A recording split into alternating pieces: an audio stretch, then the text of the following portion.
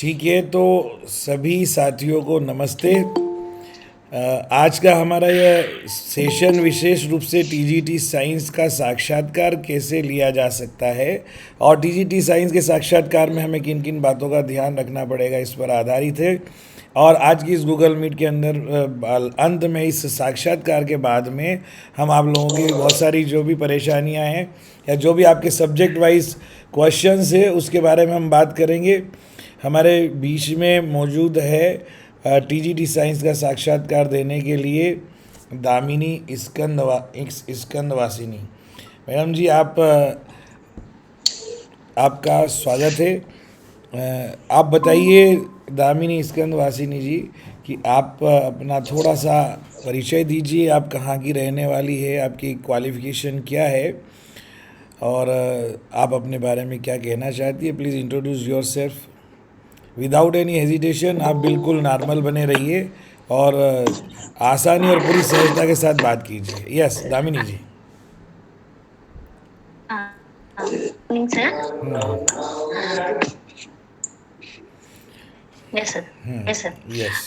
Good evening, sir, and good evening, everyone. My name is Damini Skandvasni, and I Mona Sharma के नाम से जो जुड़े हैं वो अपना completed माइक ऑफ कीजिए। my schooling from Kenji Vidyalaya Sangathan, from Kenji Vidyalaya Sonpur. Then I completed my graduation in BSc Botany from Patna Women's College. Yes.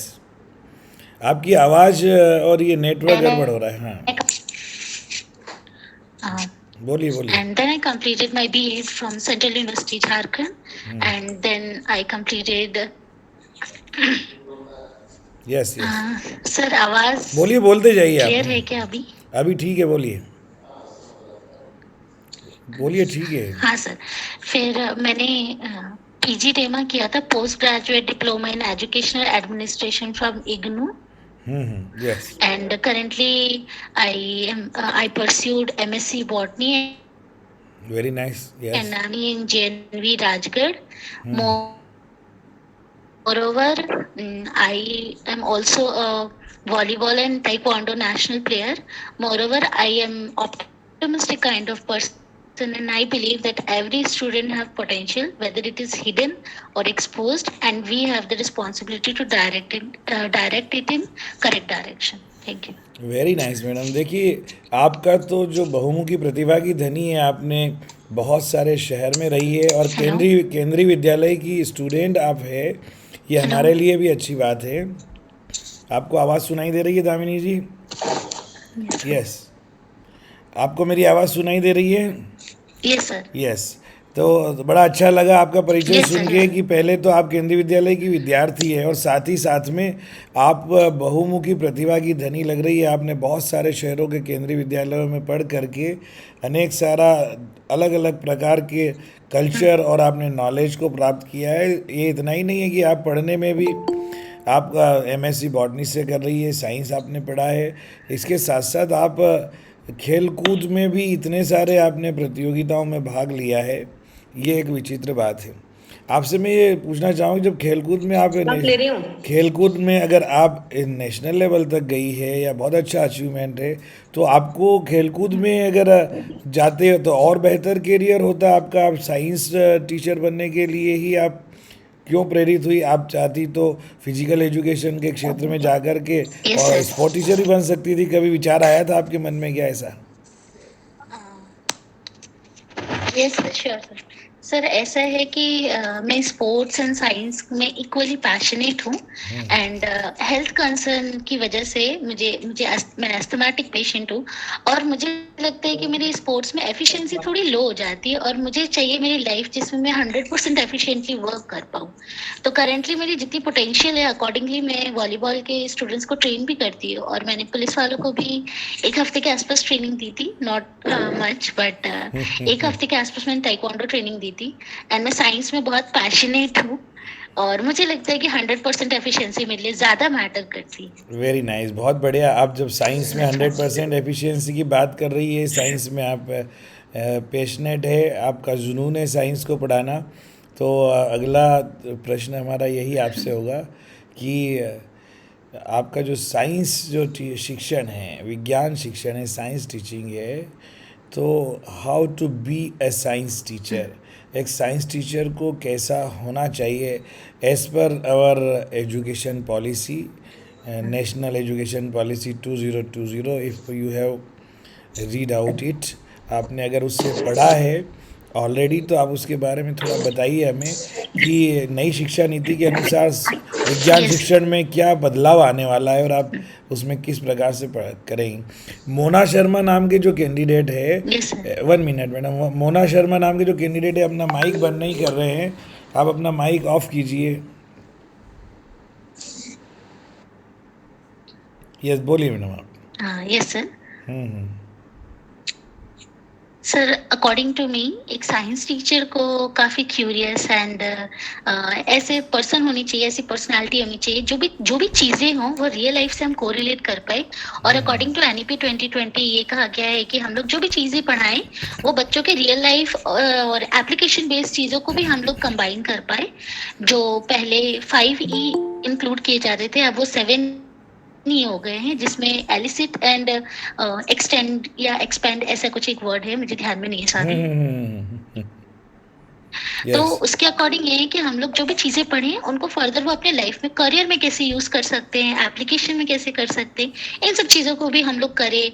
तो वोकेशनल कोर्सेज अब हम लोग स्कूल लेवल पे भी इसको इंक्लूड कर सकते हैं और बच्चे साइंस के थ्रू अपने इनकम सोर्स को भी इंक्रीज कर सकते हैं अगर वो फर्दर आप अपने, करियर ऑप्ट ये करें। सही सही आप कह रहे हैं कि आप अपनी जो साइंस टीचिंग है इसको बेहतर बनाने के लिए, इसको मीनिंगफुल बनाने के लिए, जैसा आप बता रही हैं, आप क्या करेंगे, क्या आपकी स्ट्रेटेजी होगी, what type of your strategy should be there to implement these all our thing.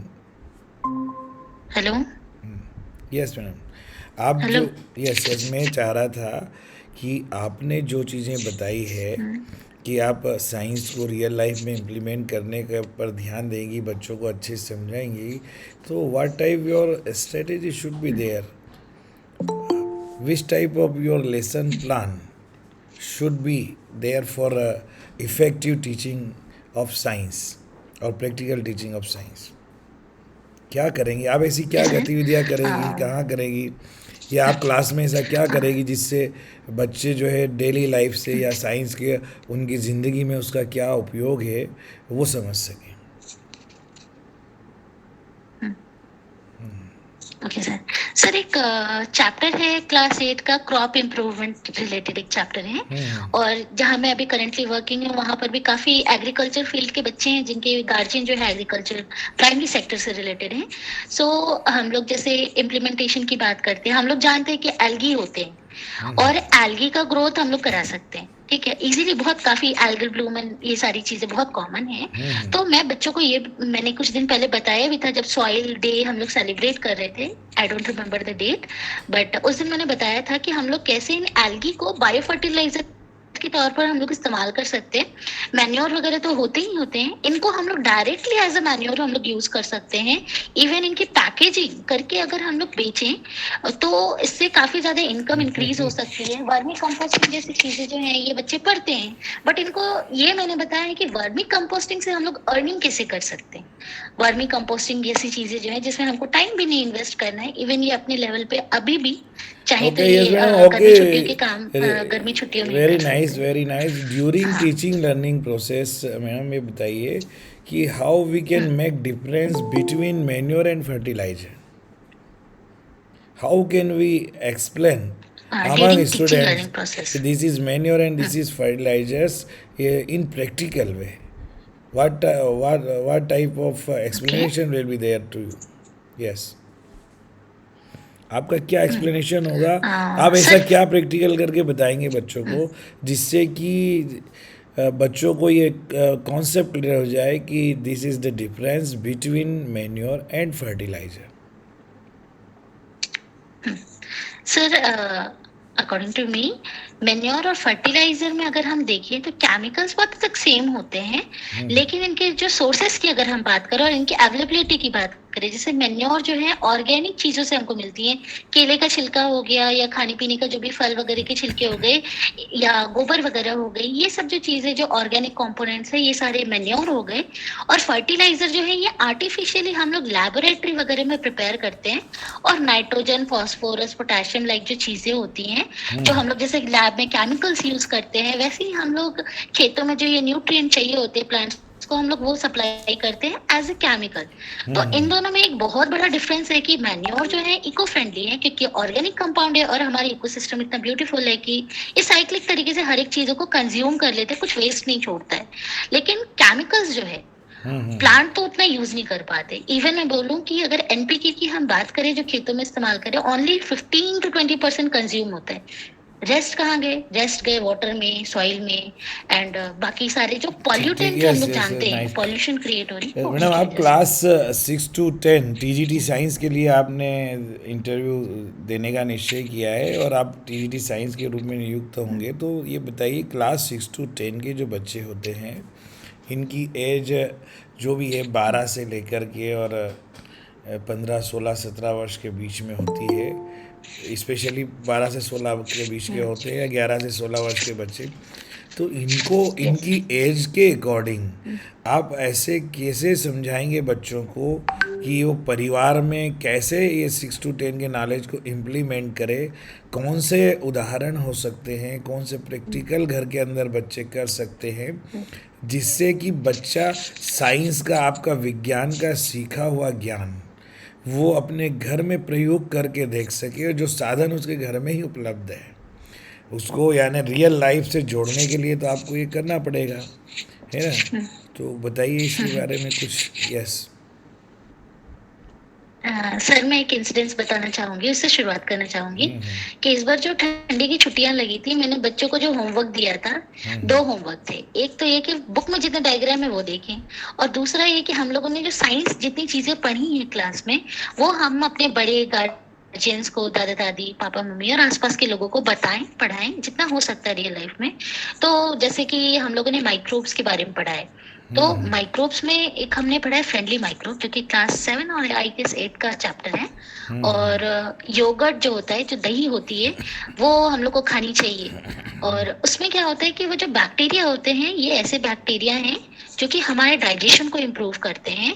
जो गोबर वगैरह बनते हैं एनिमल्स की बॉडी में, जो ये कह सकते हैं हम लोग बायोगैस जो प्रोड्यूस हो रहा है, ये सर बायोगैस, वो मिथेनोजन बैक्टीरिया वगैरह हैं। तो हम लोग इससे बायोफ्यूल भी बना सकते हैं।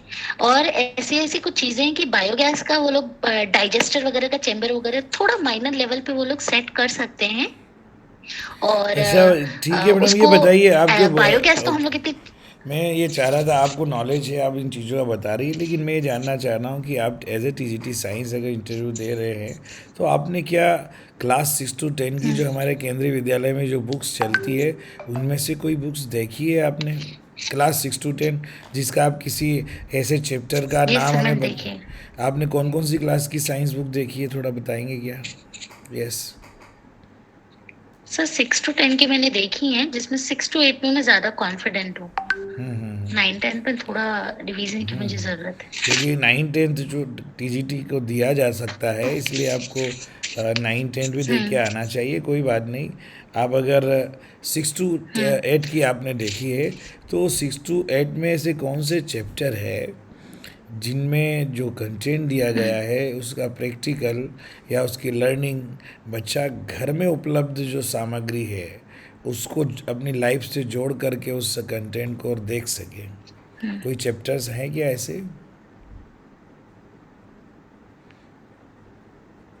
आप कुछ चैप्टर्स के नाम बता सकती है क्लास समय क्लास 6, 7, 8 या उसमें हमें आप कुछ चैप्टर्स के नाम बता दें तो हम आपको थोड़ा हाँ सा सर। उसमें। एक यस।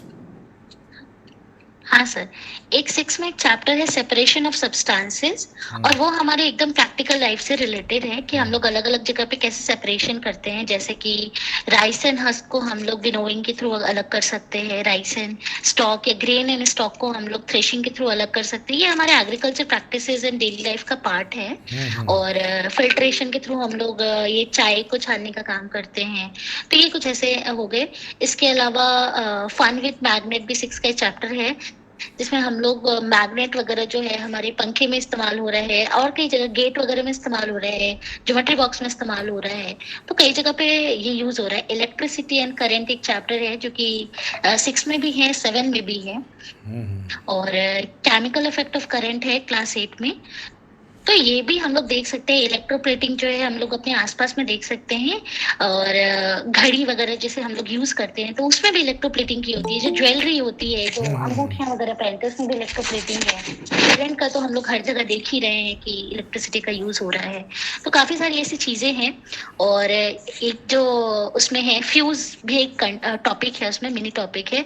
ये फ्यूज हमारे लिए कितना इम्पोर्टेंट है कि हमारे घरों में भी जो है इलेक्ट्रिसिटी से कोई खतरा ना हो, उसके लिए फ्यूज वगैरह जो है ये बनाए गए हैं। और ऐसे कई सारे चैप्टर्स हैं। आपने जहाँ भी अध्यापन कार्य किया है वहाँ आपने जूनियर साइंस लैब देखी है क्या? जूनियर साइंस लैब केंद्रीय विद्यालय में सर कौन से कक्षाओं के लिए होती है और इसमें क्या क्या सामग्री होना चाहिए अलग अलग सब्जेक्ट और कंटेंट के लिए, ऐसा कोई आइडिया है आपको केंद्रीय विद्यालय के संदर्भ में? सर हालांकि मैं जूनियर साइंस लैब में गई नहीं हूँ, लेकिन जितना मेरा मैंने अपनी स्कूल टाइम में जो थोड़ा बहुत लैब वर्क वगैरह किया था मैंने, उसके मैं रिकॉग्निशन के बेसिस पर मैं कुछ बता सकती हूँ। जैसे कि जो जूनियर साइंस लैब है, आई गेस ये अप टू 8 क्लासेस होते हैं। एंड इसमें जो है कुछ बेसिक केमिकल्स वगैरह जो कि हम लोग के बुक में भी उनकी जरूरत पड़ती है, जैसे कॉपर सल्फेट है। और फिर कई जगह पे एसिड बेस एंड सॉल्ट हमको पढ़ना है, तो वहाँ पे हम लोग को तो dilute HCl, dilute sulphuric acid और सॉल्ट एंड कुछ कुछ बेसिक मेटल्स वगैरह जो हैं, वो सारी चीजें हमको जरूरत पड़ सकती है। बर्नर, बंसन बर्नर हो गया। और बायोलॉजी में हम लोग को स्केलेटल सिस्टम पढ़ना है, तो स्केलेटन एक रखा होना चाहिए उस चलिए जूनियर साइंस लैब में। एक और और क्वेश्चन आपसे पूछना चाहूँगा, इसके बारे में और आगे बात करेंगे। आप हमें ये बता सकते हैं क्या कि साइंस टीचिंग जो है कितनी इम्पोर्टेंस है? आज के ज़माने में हर बच्चा साइंस की कोचिंग पढ़ने जाता है। पेरेंट्स का मानना है कि केंद्रीय विद्यालयों में या विद्यालयों में बच्चा जितना बेहतर तरीके से साइंस सीखना चाहिए वो नहीं सीख पाता, इसलिए बड़ी मोटी रकम दे करके एक बच्चे के पेरेंट्स जो है, अभी हमने कई शहरों में 50,000 से 1 लाख 1.5 लाख तक की फ़ीस होती है साल भर की। 30-40 हज़ार तो मामूली बात है। इतनी राशि दे कर के अगर बच्चा कोचिंग पढ़ के जा कर के अगर वो सीखेगा साइंस, तो फिर हमारे केंद्रीय विद्यालय के शिक्षक का इम्पोर्टेंस क्या रहेगा? आप ऐसा क्या करेंगे कि जिससे बच्चे जो है ट्यूशन जाना और ये कोचिंग में जाना और इस तरह से पैसे बर्बाद करना बंद कर दे, और आपके ऊपर आपके शिक्षण का आपका इतना प्रभावी हो कि बच्चे आपसे बिल्कुल इतने जुड़ जाए कि वो ट्यूशन को भी भूल जाए? एक बहुत बड़ी समस्या है, पूरे देश में ये यस समस्या सर। है। हाँ सर, ये सर मैं भी इस बात से एग्री करती हूँ कि बच्चे अभी कोचिंग इंस्टीट्यूट्स की तरफ बहुत ज्यादा भागने लग गए हैं, स्कूलिंग को इम्पोर्टेंस नहीं देते हैं। बट अकॉर्डिंग टू मी, और मैंने कभी कोचिंग नहीं की, और मुझे लगता है कि सेल्फ स्टडी बहुत इंपॉर्टेंट है। Moreover as a teacher अगर मैं बात करूँ, तो एक बहुत इंपॉर्टेंट चीज है कि साइंस में जो है ना, conceptual learning, not rote learning, conceptual learning, conceptual understanding जो है, ये बहुत इंपॉर्टेंट चीज है। और हमारे स्कूल और हमारे संगठन ने अभी इम्प्रूवमेंट किया है काफी ज्यादा। एक जो मैंने क्वेश्चन पैटर्न में जो चेंजेस देखे हैं कि अब कॉम्प्रिहेंसिव बेस्ड क्वेश्चन आते हैं, और ये comprehensive based totally understanding based है। तो ये जो है एक बहुत पॉजिटिव अप्रोच है। और मुझे लगता है कि जैसे हम लोग बदल रहे हैं, काफी सारे जो प्रोग्राम्स हमारे गवर्नमेंट के चल रहे हैं, और हम लोगों ने रिसर्च कोलैबोरेशन वगैरह किया है आप कई जगह पे। जवाहर हम लोग नवोदय में मैडम पढ़ाते हैं बच्चों तो को जो वहाँ है जो मैं आप ही की बात को ह्यूरिस्टिक आगे मेथड के बढ़ा थ्रू रहा हम लोग हूँ। नेचर से। आपने कॉन्सेप्चुअल हम्म। लर्निंग की बात की है और वह कॉम्प्रिहेंसिव क्वेश्चंस के बारे में हम्म। बात की है, तो ये एक सीसीटी और पीसा करके चलता है नवोदय में भी, यस सर। केंद्रीय विद्यालय में भी। तो ये सीसीटी क्या है और पीसा क्या है, आप इसके बारे में बता सकते हैं कुछ? ये प्रोग्राम का नाम है जो सॉरी सर, इस बारे में मुझे जानकारी नहीं है, अच्छा ये बताइए, लेकिन मैं पता कर एन सी लूंगी। एस सी जो है, इससे इससे संबंध संदर्भ में आपको कुछ पता है? Do you know about N C S C? National curriculum of secondary education, ऐसा ही क्या कुछ? नॉट अरे, श्योर। साइंस साइंस नॉट का श्योर, टीचर सॉरी अगर इस सर। तरह से बताएगा तो बड़ा गड़बड़ हो जाएगा। चलिए ठीक है, आपको पता नहीं है तो कोई बात नहीं, लेकिन each and every science teacher should know what is N C S C and how to work in all over India, है ना? इसके बारे में चलो, अब कोई बात नहीं, आपको ध्यान नहीं है। अब मैं एक और ये बता रहा हूँ कि साइंस के अंदर और कौन कौन सी क्या क्या एक्टिविटीज़ और कंपटीशन स्कूल लेवल पर हो सकती है जिससे कि बच्चों का साइंटिफिक टेम्परामेंट इम्प्रूव हो, इसके बारे में आप कुछ बोलना चाहेंगे?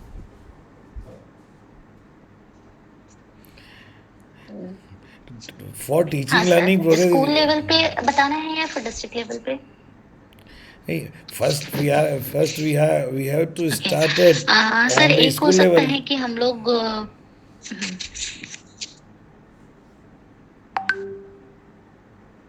अच्छा, स्कूल लेवल पे ठीक है सर। तो स्कूल में तो पहली चीज जो है कि कॉन्सेप्चुअल एनहेंसमेंट के लिए जो मैंने अपने क्लासेस में एक्सपेरिमेंट्स मेरे चल भी रहे हैं, कि मैंने स्टूडेंट्स को ही ये वर्क दिया है कि जो कुछ कुछ चैप्टर्स हैं उनके एक्सप्लेनेशन, जो उसमें बेसिक कॉन्सेप्चुअल चीजें हैं वो अपने लाइफ से रिलेट करते हुए वो ही टीचिंग कराते हैं समटाइम्स, और मैं उनको देखती हूँ जब मैं चैप्टर्स वगैरह कंप्लीट कर लेती हूँ। एक और चीज है, प्रोजेक्ट वगैरह जो है प्रोजेक्ट कर सकते हैं वो लोग। चलो ठीक है, आपने इनमें बताया। मैं एक लास्ट क्वेश्चन आपसे पूछना चाहूँगा कि एज ये ए तो स्कूल साइंस। लेवल पे हम लोग ओके ओके ओके मैडम, मेरी अगर आवाज़ आपको आ रही है तो थोड़ा सा ध्यान दीजिए कि ये बहुत सारे क्वेश्चन आपसे हमने कर लिए, काफ़ी समय हो गया। मैं एक लास्ट क्वेश्चन आपको करना चाहूँगा कि science, as a science teacher आप साइंस टीचिंग तो करेंगे ही, लेकिन एज ए टीचर आपका क्या कंट्रीब्यूशन उस पर्टिकुलर केंद्रीय विद्यालय के लिए होगा जिसमें आप टीचिंग के अलावा what type of contribution should be there, जिससे कि आप उस स्कूल के ये अन्य सर गतिविधियों में भी सहयोग कर सकें? और इस टीचिंग के अलावा आप बच्चों के लिए क्या करेगी जिससे कि बच्चों के अंदर टीचिंग के साथ साथ उनके अंदर वैल्यूज़, मैनर्स और वो अनुशासन में रहे और भी बहुत सारी गतिविधियों में भाग ले? आप क्या उनकी मदद करेंगी, विद्यालय की, बच्चों की, जो भी आप बताना चाहें कि साइंस टीचिंग के अलावा और क्या आपका कंट्रीब्यूशन होगा? सर ऐसा है कि हम लोग एज ए टीचर, तो टीचर के अलावा हम लोग फैसिलिटेटर भी हैं, और समटाइम्स हम लोग काउंसलर भी होते हैं, और एज यू नो कि मेरे स्पोर्ट्स में भी इंटरेस्ट है और मैंने कुछ काउंसलिंग सेशंस दी भी हैं बच्चों को। नॉट सो मच जो एक काउंसलर देते उतना तो नहीं, लेकिन करियर काउंसलिंग और ऐसे पर्सनल काउंसलिंग भी, जिसमें कि अगर कई बार बच्चे इमोशनली डाउन हैं तो उनको अपलिफ्ट करने में एंड मोरली उनको मोटिवेट करने में, सेल्फ डिसिप्लिन होने में। इसके अलावा स्पोर्ट्स में ताइक्वांडो, वॉलीबॉल एंड और भी जो गेम्स है, क्योंकि मेरी स्पोर्ट्स में काफी अचीवमेंट्स रहे हैं तो मैं उनको भी यूज करते हुए। उसके अलावा मैं सोशल स्पीकिंग मेरी है थोड़ी, तो मैं उनको पब्लिक स्पीकिंग के लिए, कम्युनिकेशन के लिए, अवेयरनेस प्रोग्राम्स के लिए मैं उनको इन्वॉल्व कर सकती हूँ। और इसके इसके साथ ये भी होगा कि बच्चों की सोसाइटी से बॉन्डिंग तो बनेगी ही बनेगी, आसपास में जो अवेयरनेस आएगी उससे बाकी लोगों की लाइफ भी इम्प्रूव करेगी। कि हम लोग जो बुक में चीजें पढ़ रहे हैं, अगर हम उसको ग्राउंड वर्क पे काम करें तो हो सकता है कि बाकी लोगों की लाइफ भी जो है, एग्रीकल्चर के सेक्टर में हो, कोई और सेक्टर में हो, कि उनको अच्छा आप हेल्थ बताइए कि डिजीजेस ना ये हो, सब सैनिटेशन हम आप लोग जो कैसे इम्प्रूव करें, ओके, ऐसे आप काफी सारी। आपके जो अदर एक्सपीरियंस और बुक्स पढ़ी हुई है उसके माध्यम से तो आप वैल्यूज़ लाने की कोशिश करेंगे। क्या साइंस भी अपने आप में कुछ मॉरल वैल्यूज़ दे सकता है? कुछ वैल्यूज़ से आप साइंस को कैसे जोड़ेंगे? आपको मालूम होगा आजकल एक यस सर फिर वैल्यू एडेड क्वेश्चंस हर सब्जेक्ट में जोड़ा जाता है। वैल्यू एडेड क्वेश्चन साइंस में अगर आप देंगे तो कैसे देंगे, और क्या आप ये साइंस को वैल्यू से आप कैसे जोड़ सकते हैं बताइए? मॉरल वैल्यूज से साइंस को कैसे जोड़ देंगे?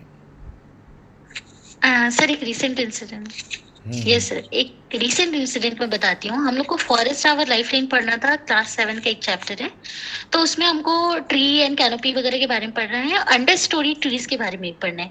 तो मेरे क्लास में काफी ऐसे बच्चे हैं जो कि थोड़ी शैतानियां करते हैं ज्यादा, और अपने आप को उतना ग्रोथ में उतना ध्यान नहीं देते। तो मैंने उनको ये चीजें यहाँ पे बताई थी। जैसे जंगल में होते हैं कई सारे trees and grasses and shrubs होते हैं, उनके अलग अलग लेयर है। तो जो घास होती है ना उन पे हम चढ़ के जाते हैं, जो छोटे छोटे श्रब्स होते हैं ना उनको हटा के जाते हैं, लेकिन ट्रीज को कोई नहीं हटाता है, ट्रीज को कोई नहीं हटा पाता है, उनकी जगह हम अपने रास्ते बदलते हैं। तो हमेशा लाइफ में ऐसा होना है ना हम लोगों को कि हम लोग ब्रॉड हों, हम लोग ज्यादा लोगों को हेल्प कर पाए, तो उसके लिए हमको पावर चाहिए और नॉलेज चाहिए। हम लोगों को भी ऐसा बनना है। अगर छोटे मतलब छोटे ये बता ग्रासेस सकते रहेंगे हैं तो कोई भी कुचल के कि चला कमज़ोर जाएगा को हमें। कोई भी दबा सकता है, शक्तिशाली को कोई नहीं दबा सकता, इसलिए शक्तिशाली भी बनना चाहिए।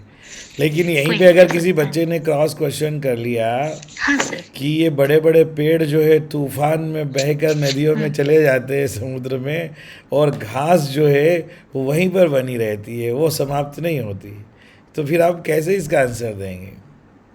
हम्म हाँ, इस प्रकृति में जितनी भी चीजें हैं सबका एक इम्पोर्टेंस है, सबकी एक अपनी अहमियत है। एक चीज में कोई टॉप करेगा दूसरे में वो फेल होगा, ये सबके साथ लागू होता है कि एक मछली पेड़ पे नहीं चढ़ सकती, जो हमने कहानियां सुनी है। तो वैसे घास और ट्रीज के साथ भी है कि किसी चीज में ट्रीज अडिग रहेगा, किसी चीज में घास अडिग हाँ रहेगी, यही बात सबका है। अपनी चलो इम्पोर्टेंस है, ठीक ऐसे है, हम सब है। चलो अच्छी अच्छी बात है। और कुछ आप कुछ कहना चाहें? चलो हमारा जो इंटरव्यू है हम यहीं पे समाप्त करते हैं। और अब इसमें साथियों देखिए, ये एक यस सर। छोटा सा एक प्रयोग था हमारा टीजीटी साइंस के इंटरव्यू का, लेकिन मैंने बहुत सारी चीज़ें नोट की है इनके सजेशन के लिए कि कोई भी व्यक्ति किसी भी इंटरव्यू में परफेक्ट नहीं होता, बहुत सारे क्वेश्चन होते। इन्होंने जो है दामिनी स्कंदवासी जी ने पूरे टाइम में अब कॉन्फिडेंटली आंसर दिए हैं। कहीं कहीं बीच में थोड़ा सा चेहरे के हाव भाव को देख करके लगा भी था, और कहीं कुछ चीज़ें जो इनकी कमज़ोरी है उनमें जिसमें बता नहीं पाई, तो कोई बात नहीं। लेकिन मैं ये, अगर हमें केंद्रीय विद्यालय संगठन के इंटरव्यू में सक्सेस होना है तो संवाद सबसे बड़ी चीज़ है। आज हम इतने साथी लोग साथ में हैं, तो आप में से कोई भी क्या इनको कोई सजेशन दे सकता है कि इनके इंटरव्यू में मुख्य रूप से क्या कमी रही? थोड़ा आप बता दें, फिर मैंने जो बहुत सारी चीज़ें नोट की है अभी, तो मैं इनको आप सबको बताऊंगा कि ये चीज़ें हमें, अगर हम एज ए टीजीटी साइंस का इंटरव्यू दे रहे हैं तो ये पर्टिकुलर चीज़ें हमें बहुत अच्छी तरह से याद होना चाहिए, और हमें बहुत बढ़िया तरीके से उनका प्रेजेंटेशन करना चाहिए। तो जो कमियां रही है उस पर, उसको आप कमियां नहीं देखो, हम सजेशन दे रहे हैं आपको, आपकी कमी नहीं बता रहे। आपके अंदर हो सकता है वो चीज़ें हो जो अभी याद नहीं आ पाई आपको, लेकिन वो चीज़ें आप नोट करके ज़रूर रखिएगा। मैंने बहुत सारी चीज़ें इसमें नोट की है। तो फिर भी मैं चाहूँगा कि हमारा कोई पार्टिसिपेंट जो अभी गूगल मीट से जुड़े हुए हैं, वो अगर कोई सजेशन देना चाहे इनको कि ये चीज़ होती तो और बेहतर होता है इनके जवाब में, तो बोल सकता है। उसको हम अदरवाइज़ न लें, और दामिनी जी भी उसको पॉजिटिव वे में लेंगी। पूछ सकते हैं ना इनसे? यस। श्योर हाँ, सर। आप तब तक हाँ अभी सर हाँ। तब तक हमारे साथ में बने रहिए अपने कैमरे के साथ में, जब तक ये लोग बताते हैं। हम्म। यस। कोई बोलना सर चाह रहा, कोई एक बोलना चाह? क्वेश्चन था मेरा आपसे, आपने वो जो दो तीन वर्ड्स बोले थे, मुझे वो दोबारा एक बार जानने थे। वर्ड्स बस मैं देख लूंगी। मैं अभी बहुत हाँ सारी चीज़ें बताऊंगा आपको। चलो कोई अगर बोलना चाहता है तो बताइए, नहीं तो फिर मैं इनको ठीक कुछ है सर। सजेस्ट करता हूँ। मैं हम जो पहले एक बार ये सचिन शुक्ला जी कुछ बोलना चाह रहे हैं क्या? उपाश्री मंडल कुछ बोलना चाह रही है? रोहित जी सोनी? बिल्कुल। कोई one by one. Sachin Shukla ji, yes, जी नमस्कार सर। बोलिए बोलिए। जी नमस्ते सर। हाँ हाँ नमस्कार। सर मेरा एक क्वेश्चन है सर। मैं सर पीआरटी के लिए सर मैंने अप्लाई किया है, और सर मेरा स्कोर 118 है। मैं सर जनरल फिजिकली हैंडीकैप से हूँ, तो क्या सर मेरा इंटरव्यू तक पहुँचने का है सर चांस? 100%, ठीक है ना? ऐसा लग रहा है 100%। चलो, लेकिन हम बात कर रहे थे अभी इंटरव्यू की कि इसमें कोई इस पे कोई बोलना चाहता है? नहीं तो फिर मैं इनको समझा दूँ, उसके बाद हम अगली बात करेंगे। आज दो और उपाश्री मंडल और रोहित सोनी दो और तैयार आप थे ही सर बताइए। 2-3 कैंडिडेट इंटरव्यू देने के लिए, तो उनका मुझे लगता है आज शायद नहीं हो पाए क्योंकि टाइम हो रहा है। फिर चूंकि हमें देखो एक भी इंटरव्यू ले और इंटरव्यू के साथ साथ कमियां क्या रही उस पर हम बहुत अच्छे से एक दूसरे का सहयोग करें तो हम अपने आप में बहुत बेस्ट हो जाएंगे। हाँ, उपाश्री मंडल आप क्या बोलना चाह रही हैं? जी यस सर, ऐसे ऐसा इंटरव्यू तो बहुत अच्छा गया, लेकिन जैसे हम आगे के लिए देना चाहेंगे ना, तो उसमें सर मैं जब मैं देना चाहूंगी, जैसे मुझे डेट मिला है, तो मैं सर Great, पीआरटी thank के you. लिए हूँ, तो I want to give demo class also in front of you. Means मैंने बोर्ड वगैरह सब नहीं, ready डेमो तो करके रहेगा, रखे हैं। डेमो की हमने बात नहीं की है अभी, लेकिन वो डेमो अंडरस्टूड है ना। चलिए, ये आपकी चीज़ ठीक है, डेमो तो वहाँ होगा ही बाद में इंटरव्यू के, इसलिए हमने उस पर ज़्यादा जोर नहीं दिया अभी। फिर भी कुछ चीज़ें तो मैं साथ में होगा या अलग? नहीं, मुझे अभी देखो ये आपका ये इंटरव्यू का वो है ही, उसमें 70-30 का रेशो जो दिया है उन्होंने, तो वो इंटरव्यू होगा और हाँ इंटरव्यू के बाद वो डेमो शायद क्लास में लेंगे, ऐसा चल रहा है।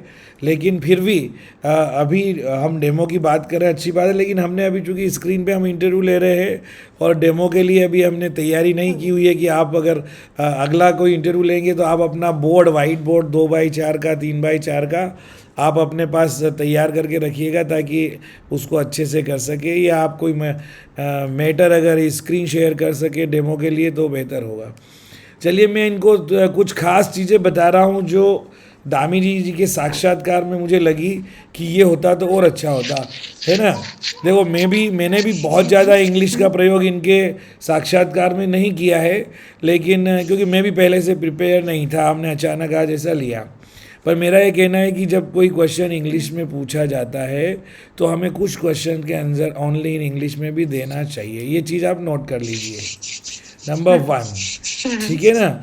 आपने जो मैन्योर और फर्टिलाइजर्स के बारे में बात की थी, तो आप ये भी बता सकती थी कि बच्चों को लाइव एग्जाम्पल देने के लिए हम बच्चों के उनके घर से बायो वेस्ट, जैसे आपने जो एग्जाम्पल दिया केले के छिलके, पित्ते, रोटी, जूठन, जो भी है, जो भी सब्जियों की कतरन है, जो भी वेस्टेज है बायो वेस्ट, उसको हम बच्चों से एक दिन बोलेंगे कि भाई आप अपने घर से आप एक पॉलीथीन में लेके आइए या सामग्री किसी भी साथ में लेके आइए और उस सब को पूरी क्लास को ले जा कर के आप जहां आपका साइंस का कोई एक गार्डन टाइप बना देंगे या बना होगा तो उसमें आप गड्ढा खोद करके सब बच्चों से वो बायो वेस्ट डलवा देंगे।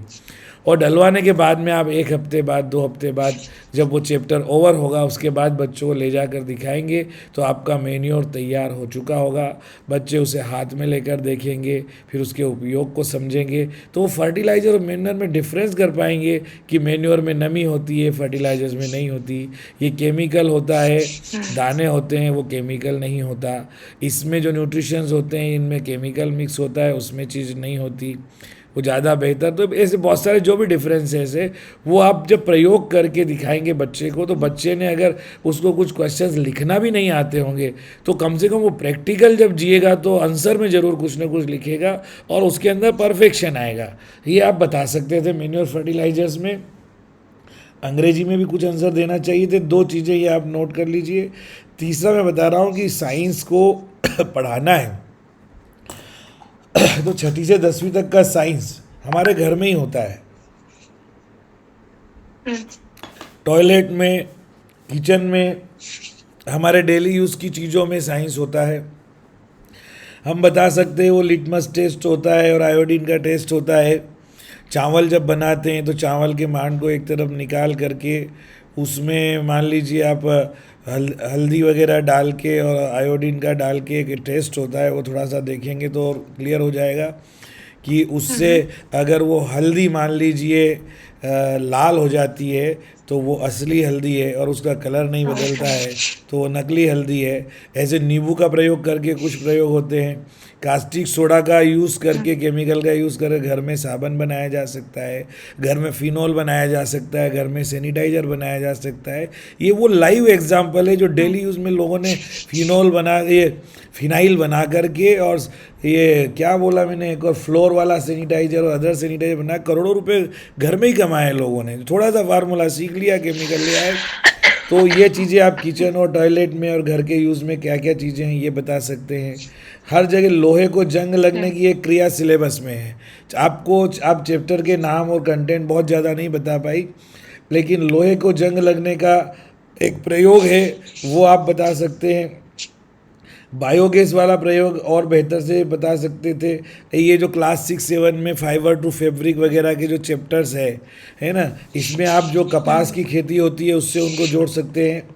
तो ये कुछ चीज़ें हैं जो आप एक धारा प्रवाह में आप बता सकते थे, है ना। इलेक्ट्रिसिटी वाली जो बात है, जो घर में जो इलेक्ट्रिक हम घर में जो है वॉशिंग मशीन यूज़ होती है, घर में प्रेस यूज़ होती है कपड़ों पे प्रेस करने के लिए, घर में आपका जो है वो जो माइक्रो ओवन होता है, अनेक इलेक्ट्रिक ओवन होते हैं, और आपका मिक्सर वगैरह होता है।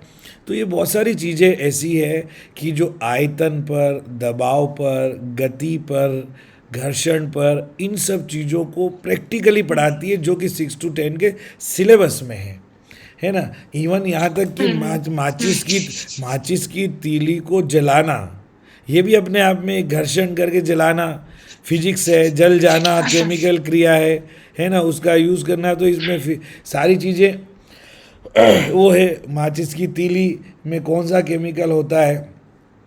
तो बहुत सारी चीज़ें हैं जो हम घर में यूज़ करते हैं, और उनका जो कंटेंट है, उनका जो सिद्धांत है, वो क्लास 6 to 10 के इसमें पढ़ने को हमें मिलता है। एक बहुत इम्पोर्टेंट बात जो आपने कही नहीं कि भाई आपने ये साइंस टीचर होते हुए ये कहना कि लैब में कभी नहीं गई हो, ये बहुत बड़ा है। नहीं गए हो तो आप जाइए, जो भी लैब है, जहाँ भी लैब है, एक बार आप जाइए, है ना। Junior science lab class 6 to 10 के लिए होती है, इवन अप टू 8th के लिए होती है।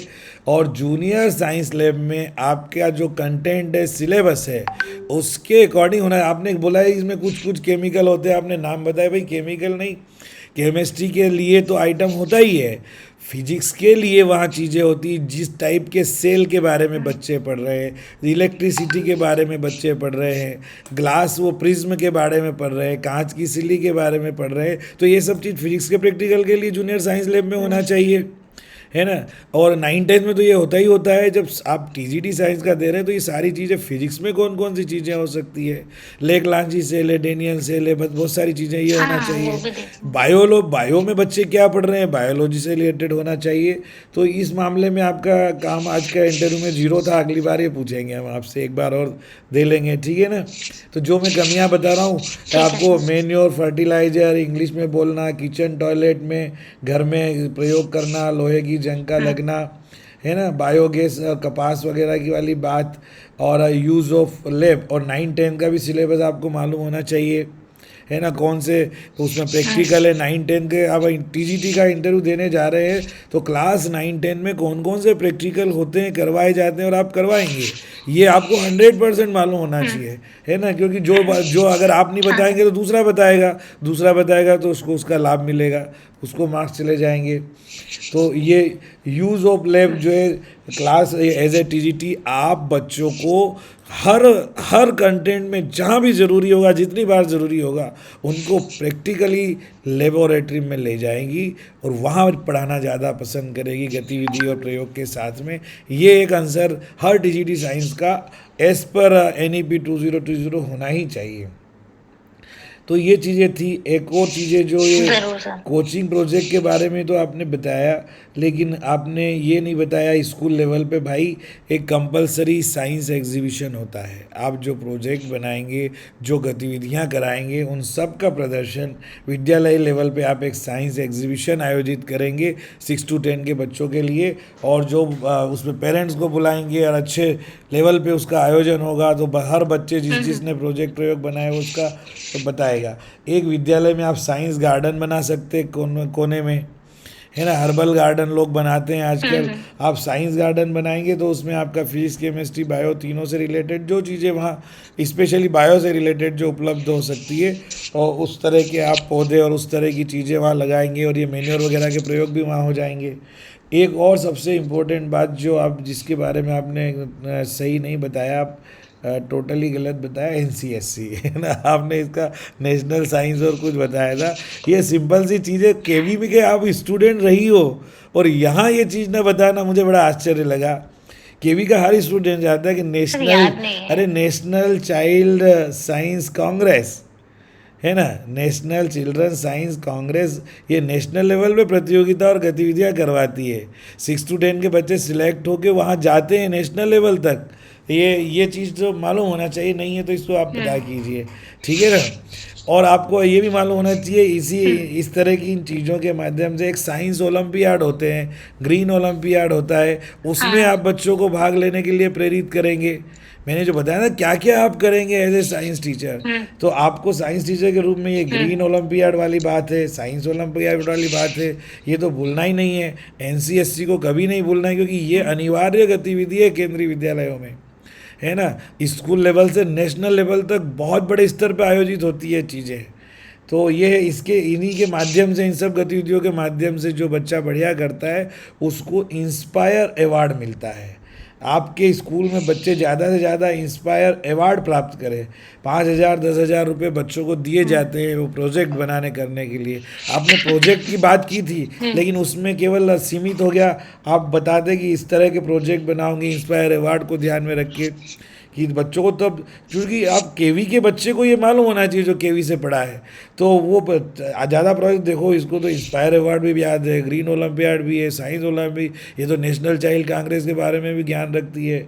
तो ये इतनी सारी चीज़ें हैं। अब और ये चीज़ें मैंने बता दी, काउंसलिंग वगैरह, कैरियर काउंसलिंग वाली जो आप बात नहीं, काउंसलिंग तक तो ठीक है।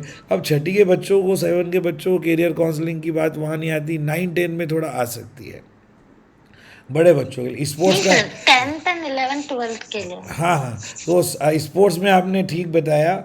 और वैल्यूज़ वाली बात जो मैंने बताई थी आपसे, एकदम अपोजिट क्वेश्चन किया था आपने, वो सही किया इस घास वगैरह का। मैंने जो बताया था उसका उत्तर आना चाहिए था एक्चुअल में, कि भाई पेड़ उखड़ जाते हैं आंधियों में, और जब बहाव होती है, बाढ़ आती है तो पेड़ बह जाते हैं उखड़ के उससे, लेकिन घास बनी रहती हैं। तो जो अहंकारी व्यक्ति होता है, जिसके मन में अहंकार, आपने थोड़ा थोड़ा छुआ था, अडिग रहता है, तो ये अडिग नहीं होता, ये अड़ियल रवैया जिसका होता है, जो अहंकारी होता है, वो मुसीबतों में और तूफान और संघर्ष के समय में जड़ से उखड़ जाता है। अस्तित्व तो उसी का बचता है जो समय को देख कर के और तूफान को देख कर के अपने आप को झुका लेता है। ये वैल्यू एडेड चीज़ें हैं। न्यूटन के जो थर्ड लॉ है, आप उसको बता सकते हैं कि वैल्यूज से कैसे जोड़ सकते हैं। जैसी करनी वैसी भरनी, जैसे गीता में कहा है, जैसा जितना कर्म जिस तरीके से करोगे उतना एक एक उसी तरीके से उसी मात्रा में आपको भुगतना पड़ेगा, एज पर न्यूटन्स लॉ। कोई वस्तु जिस गति से जिस दिशा में जाएगी मारेंगे, वो उसी दिशा में वापस आएगी, ठीक है ना। तो आपके कर्म का फल वैसे ही मिलता है। ये न्यूटन्स के लॉ को आपने वैल्यूज से जोड़ दिया। एक और पहला न्यूटन्स का नाम वो है लॉ ऑफ वेलोसिटी या जड़त्व का नियम, जिसको बोलते हैं कि एक मास जो अंतरिक्ष में है, जो स्पेस में है, वो जैसा है उसी स्थिति में वैसी ही गति तब तक करता रहेगा जब तक कि उस पर कोई बाहरी बल न पड़े। ये एक न्यूटन का लॉ है। ये रियल लाइफ में होता है कि जो जैसे स्वभाव का आदमी है, जिसके जैसी आदत बनी हुई है, वो परिवर्तन में कष्ट होता है, इसलिए वो तब तक वैसा ही बना रहेगा, वैसा ही सब कुछ स्वभाव में वो पसंद करेगा जब तक कि उस पर कोई मोटिवेशन काम न करे, है ना। तो इंटरनल और एक्सटर्नल मोटिवेशन होता है। तो साइंस की हर चीज़ को आप ज़िंदगी में वैल्यूज से जोड़ सकते हैं। इसीलिए हर सब्जेक्ट में, मैथ्स में भी, साइंस में भी वैल्यू एडेड क्वेश्चन केंद्रीय विद्यालय संगठन ने कंपलसरी किया है। सीबीएसई ने भी इसको कंपलसरी किया है कि एक क्वेश्चन कम से कम क्वेश्चन पेपर में वैल्यू एडेड आएगा, वो डिफरेंट वे में आता है।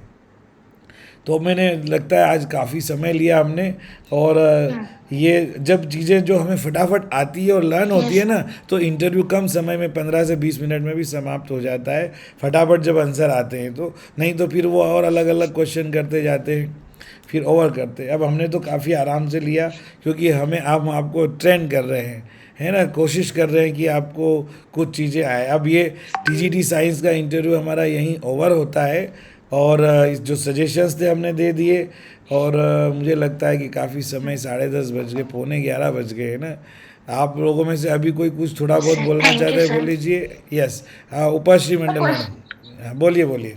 पर ऐसा मतलब यूट्यूब में बहुत जगह पे ऐसा सुनने को आ रहा है, सर डोमिसाइल चाहिए, certificate. Is it compulsory for document verification, sir? नहीं नहीं नहीं नहीं नहीं यार, केंद्रीय विद्यालय में आ रहे हो आप, डोमी निवास का हाँ। प्रमाण पत्र जो है ना वो तो बन जाता है, उसमें क्या प्रॉब्लम है? आपका आधार कार्ड है, आपकी बहुत सारी, आपका जो हाँ, राशन आधार कार्ड। राशन कार्ड है, आधार कार्ड है, और भी बहुत सारी चीज़ें हैं जो आपको डोमिसाइल बनाती, लेकिन एक निवास का प्रमाण पत्र बनता है, उसको बना लीजिए। पर उसमें ऐसा कहीं आपके उसमें लिखा तो नहीं है कि निवास प्रमाण पत्र लेके आना है, आपको कास्ट सर्टिफिकेट जरूर चाहिए। आपका जो वोटर आईडी है वो सर अपने वो आप है, सर में। एक्चुअली मैं आसाम से हूँ। हम्म। सर मैं एक्चुअली आसाम से हूँ, रहती हूँ महाराष्ट्र में, शादी महाराष्ट्र में हुई तो है। आप तो आसाम बहुत में, आसाम में आप कौन सी जगह से, आसाम में आप कौन से प्लेस से हो? सर नौगांव, नौ मम्मी गांव का में? घर है वहाँ पे। अच्छा। पापा आर्मी में थे। Yes sir. तो आप एक्चुअल में असमी हो क्या? सर मुझे एक और, yes, sir। अरे आप सर मैं बंगाली हूँ एक्चुअली। बंगाली है तो आपने बंगाली से जानती हो या असमी जानती हो? सर दोनों एक्चुअली मैं सर इंग्लिश हिंदी मतलब लिखना पढ़ना सब आता है, but spoken language English Hindi Marathi Bengali and आसामी। गजब गजब। तो बंगाली में तो मैं अभी सीख रहा हूँ, असमी में मैं आपसे थोड़ा बात कर सकता हूँ, आप बात करके बताए आपने की नाम? सर मोर नाम उपाश्री मंडल है। আপনি मैं অসমৰ নিবাসী হয়। ওকে, আপনি কি কৰিছে? স্যার মই একচুয়ালি মই এগৰাকী শিক্ষিকা হয় আৰু মই লোৱাৰ প্ৰাইমেৰী স্কুলত পঢ়াইছো আগতে আসাম গভৰ্ণমেণ্টৰ আণ্ডাৰত এজ এ কন্ট্ৰেক্টৰ টিচাৰ। নগাঁও রে मुझे मुझे थोड़े क्वेश्चन थे। ওকে ওকে, এক লাস্ট এক লাইন, और নগাঁও রে আপনি কোথ Yes, থাকে? सर हबरगांव। अच्छा अच्छा ठीक जी, है। जी। ओके, अब मैं एक लास्ट लाइन बोल देता हूँ आपके लिए। আপনার ঘৰত আলু চাহটা খালু ভাল লাগিলে আকৌ আহিম। Thank you sir. चलो सर अच्छा। मैं एमएससी सर मेरा बीएससी के बाद एमएससी भी है, लेकिन मैं पीआरटी के लिए अप्लाई किया है मैंने सर। हाँ, तो कोई अगर मैंने एमएससी नहीं बताया तो बीच में 2 साल का गैप होता है, और अगर बताया तो किस टाइप के क्वेश्चन मुझे पूछ सकते हैं तो उसके लिए प्रिपेयर कर दूं, तो वैसे कुछ आप बता आइडिया दे सकते हैं सर? हाँ दे देंगे इन दे देंगे। रिटर्न अभी हम आंसर कल एक और बहुत सेशन रखेंगे। देखो, आपको झूठ नहीं बोलना है, नंबर 1। आपने जो किया है किया है, आपने जो किया है वो किया है, उसके बारे में क्वेश्चन पूछेंगे तो हम बता देंगे। थोड़ा बहुत ज्ञान होना चाहिए कि हाँ मैंने इस टाइम में ये कोर्स किया है, उसके बारे में कुछ पूछना है तो पूछ रहे। लेकिन जब आप पीआरटी के लिए दे रहे हो ना, तो उनका ध्यान ज़्यादातर मोस्टली पीआरटी पर ही सेंट्रलाइज्ड होगा, पीआरटी पे ही केंद्रित होगा, है ना। लेकिन आप जो आपकी जो क्वालिफिकेशन है उसके बारे में थोड़ा तो आपको प्रिपेयर होके जाना पड़ेगा। यस। तो किस टाइप के आते हैं वो क्वेश्चन? और सर मैं केंद्रीय विद्यालय की स्टूडेंट रह चुकी हूँ, तो किस टाइप के क्वेश्चन हमसे पूछे जा सकते हैं? मतलब हाँ कि चलो, जैसे वो पूछेंगे आप कौन से केंद्रीय विद्यालय में रही हो, कब रही हो, बताइए। सर मैं 4 केंद्रीय विद्यालय मेरे कौन कौन से में रही हो? हाँ तो केंद्रीय विद्यालय नंबर 1 तेजपुर, केंद्रीय विद्यालय पंजाब लाइन्स मेरठ, केंद्रीय विद्यालय नौगांव, और लास्ट था केंद्रीय विद्यालय ईएससी अपर शिलांग मेघालय। अच्छा, आप बताइए केवी नंबर 1 तेजपुर में कौन से ईयर में थी? सर क्लास 1 to 3 थी मैं वहाँ पे। नहीं, इस ईयर बताइए, साल कौन सा था 1 to 3 में? 1995। ओ 1995 में आप केवी में पढ़ती थी? अच्छा अच्छा Yes, अच्छा अच्छा। 1995। तो ये जो नंबर 1 है, ये Admission हुआ। नंबर 1 सोलमारा वाला है ना, कि गोराईमारी का है? शोलमारा वाला, यस सर, सोलमारा। शोलमारा। अच्छा अच्छा। उस समय प्रिंसिपल कौन थे आपके? बाद में तो मुरली सर आ गए थे वहाँ पे।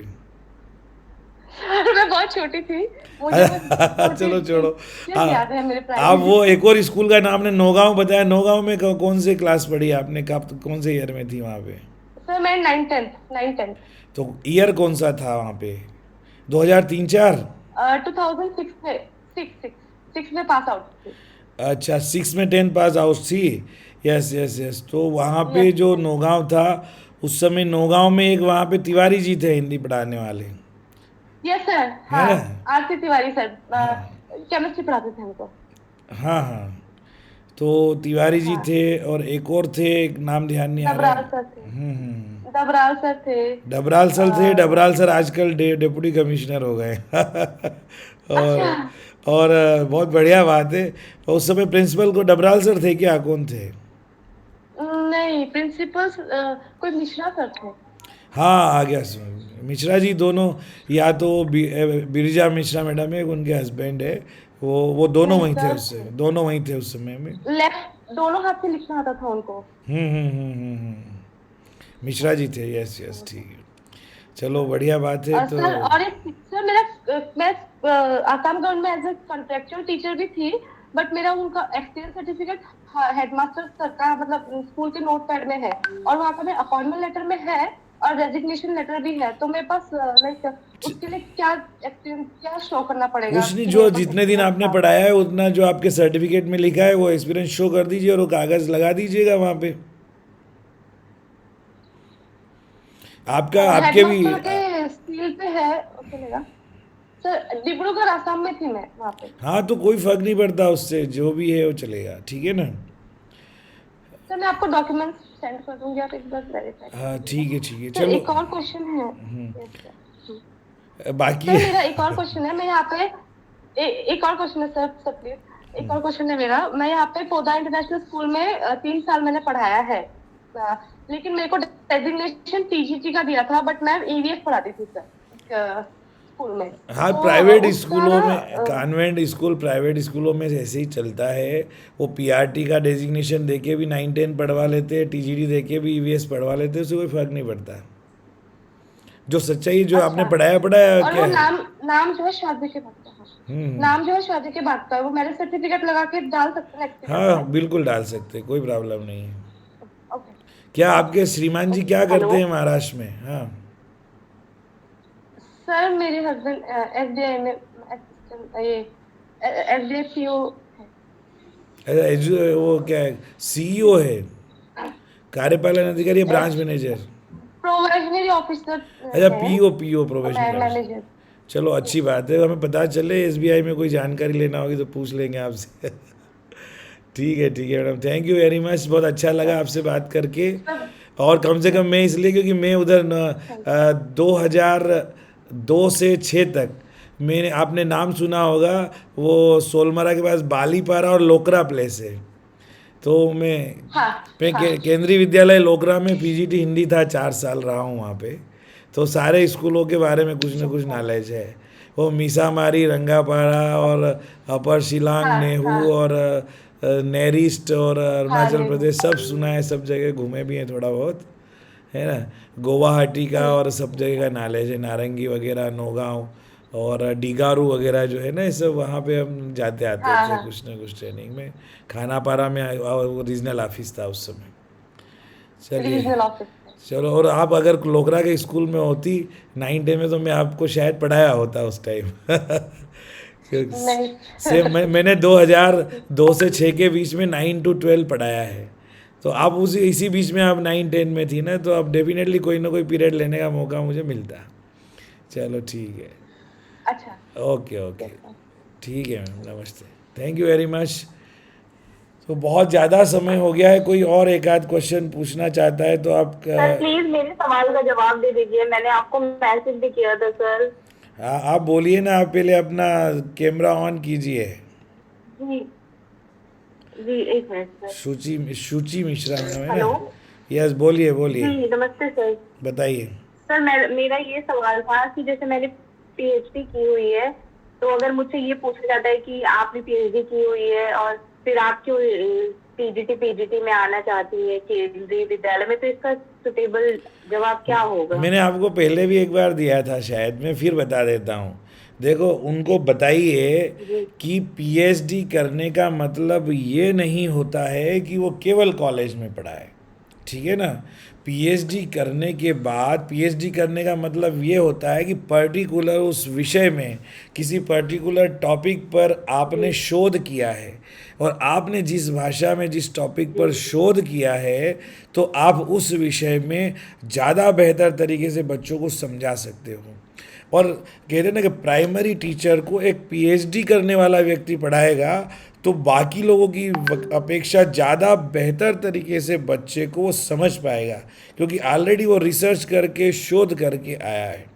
तो उसकी जो मानसिकता होगी वो बड़ी प्रैक्टिकल होगी, वो करके देखेगा, तथ्यों को देखेगा, चीज़ों को देखेगा। और उनको बताइए कि ये हमारे देश में ये व्यवस्था नहीं है, हो सकता है आने वाले टाइम में आ जाए, लेकिन विदेशों में, अमेरिका में, ऑस्ट्रेलिया में जो हायर क्वालिफाइड पर्सन्स होते हैं, पीएचडी किए हुए, रिसर्च किए हुए, उनको प्राइमरी में टीचर रखा जाता है।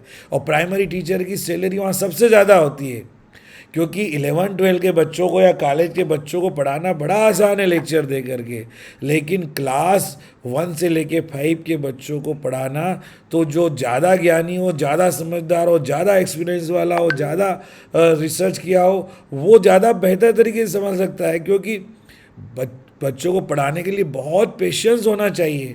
प्राइमरी के बच्चों के लिए आदमी का साइंटिफिक टेम्परामेंट होना चाहिए, रिसर्च और शोध करने वाली प्रवृत्ति होना चाहिए। तो मैंने पीएचडी की और शोध प्रवृत्ति, वो मानसिकता मेरे अंदर विद्यमान है, तो मैं बच्चों की केस स्टडी और उनके स्वभाव को ज़्यादा बेहतर तरीके से समझ पाऊँगी, उनके बैकग्राउंड को, उनके हर चीज़ को ज़्यादा बेहतर तरीके से समझ के और अपना योगदान दे पाऊँगी। तो डेफिनेटली इसमें कोई बात ही नहीं है, ठीक है ना। कई लोग होते हैं जो सर ये बोलेंगे कि आपका अगर कहीं प्रोफेसर में हो गया या डिग्री कॉलेज में, तो आप तो यहाँ से जा सकते हैं, तो इसका क्या जवाब देंगे कि नहीं हम यहीं पे रहेंगे केवी में? देखो, उनको बोलो कि केंद्रीय विद्यालय का माहौल अगर मुझे बहुत अच्छा लगेगा, जैसा दावा केंद्रीय विद्यालय करता है कि ये प्रगतिशील संस्था है, एक पेस सेटिंग इंस्टीट्यूशन है और यहाँ शिक्षकों के साथ बहुत अच्छा न्याय होता है, और शिक्षक यहाँ पर ज़िंदगी भर पीआरटी बना नहीं रहता है। ये उनको कि हर 3 साल में कोई भी शिक्षक प्रमोशन के लिए एग्ज़ाम देता है, जिसमें ज़्यादा कंपटीशन नहीं होती है। तो केंद्रीय विद्यालय में तो सारे पीआरटी या तो एचएम बन जाते हैं या टीजीटी बन जाते हैं, फिर टीजीटी से पीजीटी प्रिंसिपल तक पहुँच जाते हैं। तो ये तो सभी जगह बेटर प्रॉस्पेक्ट्स के लिए कहीं भी मौका मिलता है तो व्यक्ति जाता ही है। लेकिन आप अगर मुझे बांध पाए केंद्रीय विद्यालय में रह कर के, मेरी यहाँ प्रोग्रेस हुई, यहाँ मुझे सेटिस्फेक्शन मिला, तो मैं यहाँ करूँगी, क्योंकि व्यक्ति को जॉब सेटिस्फेक्शन भी तो चाहिए ना, ठीक है। क्योंकि कई केंद्रीय विद्यालय में लोग एलडीसी की पोस्ट से, यहाँ तक कि वो बागवान जो होता है ना, माली, उस पोस्ट से प्रिंसिपल की पोस्ट तक गए। अगर आपको इस तरह की प्रोग्रेस करने का मौका यहाँ पे मिला, तो आप क्यों अच्छी चीज़ को, ऐसे अच्छे शिक्षण संस्थान को छोड़कर दूसरी जगह जाएंगे? क्योंकि दूसरी जगह अगर प्रोफेसर बनेंगे तो सैलरी तो वहाँ वही स्टार्टिंग में तो 50, 60, 70 हज़ार से शुरू होगी, 6 साल बाद 1.5 लाख, 2 लाख, 2.5 लाख रुपए सैलरी होती है। और 6-7 साल में आप यहीं अगर मौका मिलकर आगे आप पीजीटी टीजीटी की भी एग्ज़ाम दोगे, सबका हक है अपने एजुकेशन के अकॉर्डिंग एग्ज़ाम देने का। तो यहीं अगर आप पीजीटी बन गई और प्रिंसिपल की तरफ जाने का मौका मिला, और तो आप क्यों वहाँ पे जा छोड़कर जाएंगे? और दोनों बातें हो सकती है। बेटर प्रॉस्पेक्ट्स के लिए कोई भी व्यक्ति कहीं जा सकता है। एक सूटेबल आंसर उसमें ऐसा थोड़ी है कि मैं जाऊंगी बोल दिया तो वो हमको नहीं रखेंगे। अरे केवी को ज़रूरत है तो हमको रखे, हम तो ज़्यादा काम के आदमी हैं केवी के लिए। और आज ज़्यादा पढ़ा लिखा समझदार व्यक्ति, बेटर क्वालिटी वाला अगर केवी उसे नहीं रखता है तो ये केवी का नुकसान है। ये बात वो भी समझते हैं, ठीक है ना। Okay sir, thank you sir. Okay okay. Sir हमारा भी बता दो संस्कृत का। हाँ, मोना शर्मा जी, मोना शर्मा बोल रहे हो क्या? कौन बोल रहे हो? हाँ सर, मोना शर्मा बोल रही हूँ मैं। हाँ, आप अपना वो क्या बोलते हैं उसको, अपना वो ऑन कीजिए वीडियो, तभी तो हम आपको डायरेक्टली बता पाएंगे। हाँ बोलो सर। सर संस्कृत का पूछा था ना मैंने, संस्कृत को बाहरी ज्ञान से कैसे जोड़ें? बहुत बढ़िया चीज़ है। देखो, संस्कृत को बाहरी ज्ञान से कैसे जोड़े। आप एक बात पे ध्यान दीजिए हमेशा, उनको बोलो कि संस्कृत जो है व्यक्ति के जीवन से जुड़ी भाषा है। उसको बोलो संस्कृत का मतलब भी होता है यह भाषा संस्कारित है। यह प्रत्येक व्यक्ति के जीवन में जो जिंदगी जीने के लिए अनिवार्य वैल्यूज़ और संस्कार होते हैं, वो अगर कहीं से सबसे प्रभावशाली ढंग से अगर आते हैं तो केवल संस्कृत से आते हैं। है ना। हमारी जो ये भाषा है संस्कृत, ये तो सभी भाषाओं की जननी है। संस्कृत भाषा के जो श्लोक है, संस्कृत भाषा की जो कथाएं हैं, जो कहानियां हैं बच्चों के पाठ्यक्रम में, उससे सीख करके बच्चे अपनी पूरी ज़िंदगी को बदल सकते हैं। संस्कृत भाषा ही तो है जो ये बताती है, जिस वसुधैव कुटुंबकम की भावनाओं को लेकर के हमारे मोदी जी पूरे राष्ट्र में घूम रहे हैं। बचपन में बच्चों में संस्कृत के माध्यम से वो संस्कार डाल सकते हैं। हम पहले ही श्लोक पढ़ाते, सर्वे भवन्तु सुखिनः सर्वे सन्तु निरामया सर्वे भद्राणि पश्यन्तु माँ कश्चित् दुःख भाग् भवेत्। ऐसी विचारधारा दुनिया के किसी धर्म में, दुनिया की किसी फिलोसफी में नहीं है जो हमारे संस्कृत भाषा में निहित है। तो बच्चा संस्कृत को पढ़कर समझकर जो संस्कार, जो वैल्यू सीखेगा तो वो अपनी जड़ों से जुड़ेगा, क्योंकि संस्कृत इस देश की भाषा नहीं है, इस देश की संस्कृति और इस देश की अस्मिता का प्रतीक है। ठीक है ना। और फिर ये भाषा सर्वाधिक वैज्ञानिक भाषा है। 91 में अमेरिका में एक सम्मेलन हुआ था वैज्ञानिकों का, वहाँ कंप्यूटर की शुरुआत ही हुई थी। तो कंप्यूटर के लिए कौन सी भाषा का चयन किया जाए, जब ये प्रयोग किया गया तो संस्कृत सबसे सूटेबल भाषा थी कंप्यूटर की, और आज भी है ना। तो ये चीज़ें, यही तो वो भाषा है कि इस भाषा में जैसा लिखा जाता है वैसा ही कहा जाता है।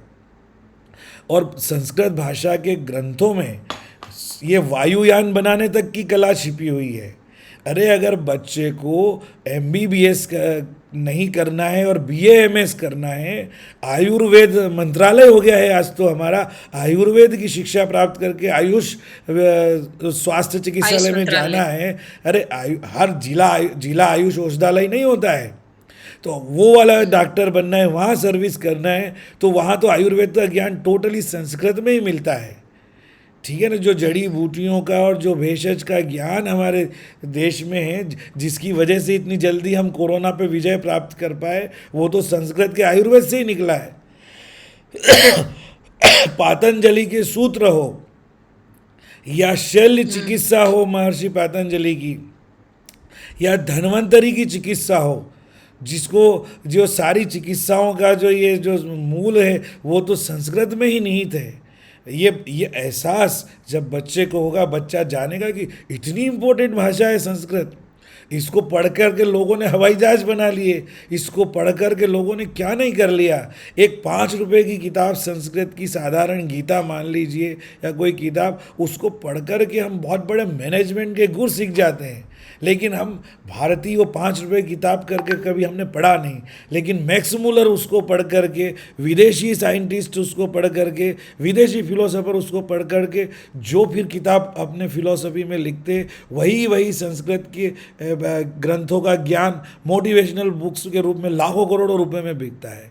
और सारा मैनेजमेंट, सारी चीज़ों का ज्ञान हमारे संस्कृत के भारतीय ग्रंथों में छुपा हुआ है।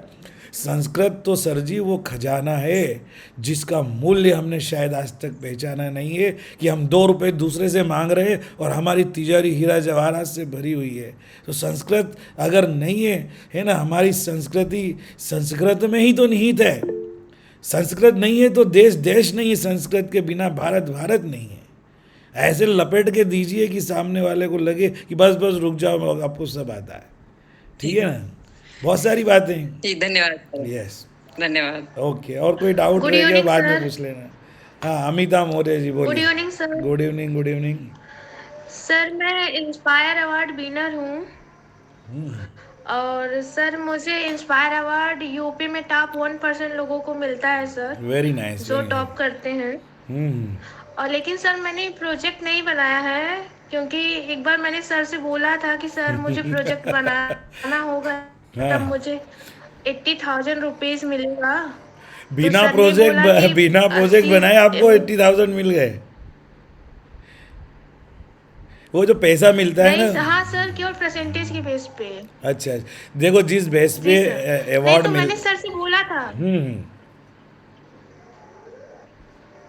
तो सर ने बोला कि 80,000 रुपए दो, तब जाके तुम्हारा प्रोजेक्ट बनवाएंगे। तो सर उतनी टाइम तो हम एफर्ट नहीं कर सकते थे इतना। गलत बदमाशी है इसमें। सुनो, आप सुनो, मैंने नहीं किया सर। मेरी बात सुनिए। वो 80,000 रुपये दे तो नहीं दिए जी आपने? सर, जी सर। अरे 80,000 रुपये दे दिए क्या? नहीं सर, देखो मेरे एक, पास था ही नहीं सर, देंगे कहाँ से? तो फिर आया कहाँ से हो? फिर आप बोल रहे हैं आपको 80,000 रुपये मिला, आपके खाते में नहीं आया क्या? ऐसी बात है ना सर, उसमें ना 60,000 प्लस 20,000 मिलता है। अगर आप प्रोजेक्ट नहीं बनाएंगे तो आपको 60,000 ही मिलेंगे। 60 अगर मिला? आप प्रोजेक्ट बनाएंगे तो आपको 80,000 पूरे अरे मिलेंगे। आपने प्रोजेक्ट नहीं जी बनाया तो सर, आपको 60,000 मिला या नहीं मिला? मिला है सर। ओके ठीक है, अब सुनो ध्यान से। ये जो पैसा मिलता है ना, ये टोटल उस बच्चे के लिए मिलता है जिसको इंस्पायर अवार्ड मिला है। हाँ, इसमें शिक्षक सहायता कर सकता है कि इस पैसे का उपयोग करके उसने जो प्रेजेंटेशन दिया है उस पर वो बेहतर प्रयोग का वो बेहतर प्रोजेक्ट कैसे बनाए। ठीक है ना? ये हम हर ज़िले से बच्चों को दिया जाता है, और इसलिए दिया जाता है कि कम से कम बच्चे मोटिवेट हो और हमारे बच्चे भी प्रयोगशील निकले, प्रयोग धर्मिता उनके अंदर आए और साइंटिफिक टेम्परामेंट उनके अंदर विकसित हो। ठीक है ना? चलिए, ओके। जी सर। हाँ, ओके, थैंक तो यू सर वेरी कौन मच। कौन से क्वेश्चन पूछे जा सकते हैं? आपने कौन से सब्जेक्ट के लिए आप बात कर रहे हो? सर मेरा बीएससी है, फिजिक्स, जूलॉजी, बॉटनी, अरे केमिस्ट्री। कौन सी पोस्ट के उसके लिए लिए आपने मेरा आवेदन किया है, बताओ ना। Sir science. टीजीटी साइंस के लिए ना? साइंस, जी सर। तो अभी टीजीटी साइंस का एक इंटरव्यू हुआ है, उसको फिर से देखिए। जो उसमें कमियां रह गई वो मैंने एक एक लिख कर के काउंट करवाई है, वो देखिए। उसके बाद भी बहुत सारी चीज़ें पूछी जा सकती है। तो आज का उनका मैडम का इंटरव्यू और जो बाद में हमने सुझाव दिए, इनको बहुत अच्छे से ध्यानपूर्वक सुनिए, तैयारी कीजिए, और जब आपको लगे कि आपकी तैयारी हो गई है तो हम आपका भी इंटरव्यू ले लेंगे। अब सभी लोगों से मेरी रिक्वेस्ट है कि बहुत समय हो गया है, मुझे फिर सुबह जल्दी उठ के ऑफिस संभालना है, इसलिए आप सबसे रिक्वेस्ट है कि हम अपने इस आज के सेशन का यहीं एंड करते हैं। और मुझे लगता है करीब 1 घंटे से भी ज़्यादा हम लोगों को हो चुका है, इसलिए जो बाकी लोगों की जिज्ञासाएं हैं वो बाद में कल वाले या परसों वाले सेशन में हम शांत करेंगे। और आप अपनी चीज़ें, क्वेश्चंस ग्रुप में या मुझे पर्सनली शेयर करते रहें। जो इंटरव्यू देना चाहते हैं वो अपना बायोडाटा मुझे पर्सनली शेयर करें, ताकि हम जब इंटरव्यू आयोजित करें तो बायोडाटा के अकॉर्डिंग आपसे क्वेश्चन किए जा सके, है ना? सभी को नमस्ते, thank you very much, good night. Okay sir, thank thank you you. Sir, thank you sir, नमस्ते सर। धन्यवाद महोदय। ओके, और एक बात में और सुनिए।